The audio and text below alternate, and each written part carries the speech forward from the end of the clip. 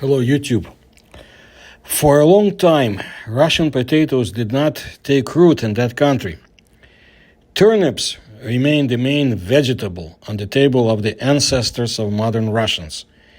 And the tubers, familiar today, which can be found in any store, they caused mystical horror. And here's why. Until the end of the 17th century in Russia, people ate mainly turnips, radishes, cereals, carrots, and other vegetables. There are many accounts how potatoes got to Russia. You see, potatoes were first tasted in 1698 by Peter the Great, Russian Tsar, who was on a visit to Holland. The Tsar, the king, was amazed by the new, incredibly pleasant taste of this vegetable and immediately decided that potatoes should be grown in Russia. Apparently, he liked the dish, since he sent a bag of tubers to Count Sheremetyev in order for him to take care of the cultivation of this culture in the country, along with the instructions to distribute this vegetable everywhere. Peter's idea did not initially take root, and therefore Empress Catherine II, or Catherine the Great, undertook to popularize the root crop, thus striving to help starving peasants. Catherine II, she liked those potatoes. So in 1765, by her decree, about 8 tons of ground apples, that is potatoes, were purchased in Ireland. Another potato enthusiast, or fan, turned out to be Nicholas I, Tsar of Russia. The crop failure of 1840 forced him to sign a decree stating to establish public potato crops in all state-owned villages, to supply farmers with seeds, as well as to encourage owners who have distinguished themselves in potato cultivation with prizes and other awards. The peasants, despite the famine, did not support the Emperor of Russia. They could not understand why should the land now be sown with a suspicious overseas root crop. There were many reasons for their fear. For example, in the first half of the 18th century, a cholera epidemic was raging in Russia. Illiterate peasants decided that the cause of this horror was potatoes, which just began to gain fame. A legend was passed from mouth to mouth that for the first time potato shoots could be seen on the grave of a famous harlot who violated all moral norms. Therefore, anyone who eats at least a small piece of potato should be prepared for various troubles and even for going to hell. The peasants began to call potatoes the devil's apple.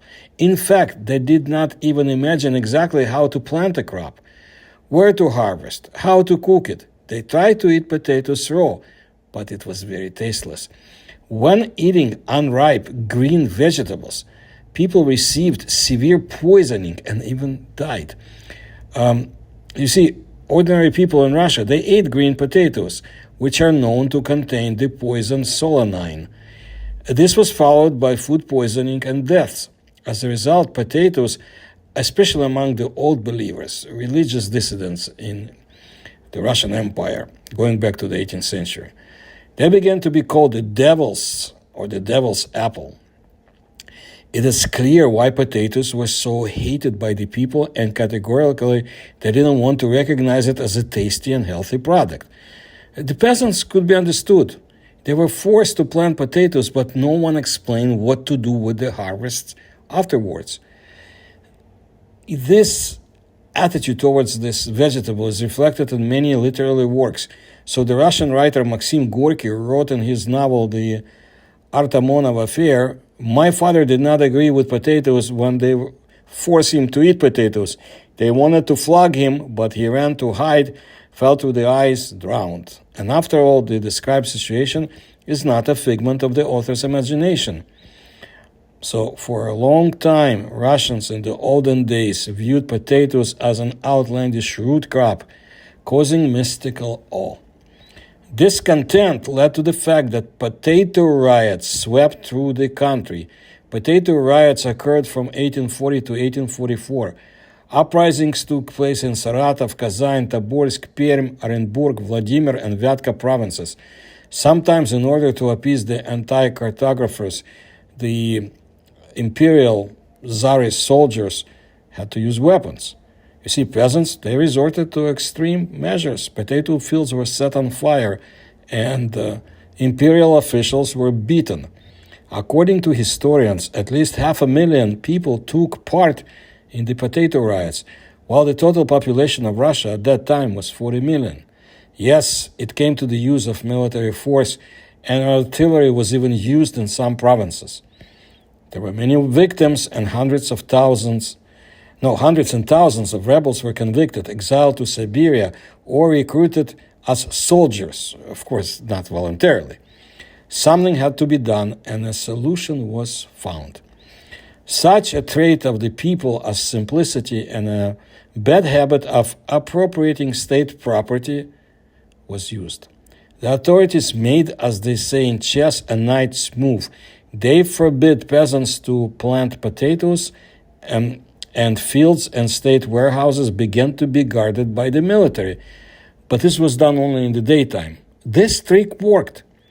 The peasants became interested. They decided that the authorities, would not take such measures just like that, which means potatoes are really something very valuable. Night thefts began. People dug up tubers and planted them in their gardens. And Russia has entered the potato era, which continues to this day. Please understand that such episodes are not limited, of course, to Russia, and simplicity in people's minds is also not limited to the Russian people only. We can go into many historical examples from other nations, but we'll leave it at that. I just wanted to bring up this curious episode of the Russian history to your attention, and we'll bring you more from Eurasia. So if you like my research, please support me in the links you'll find in the description to this video. Please tell others about my work. Please like my videos. Thank you.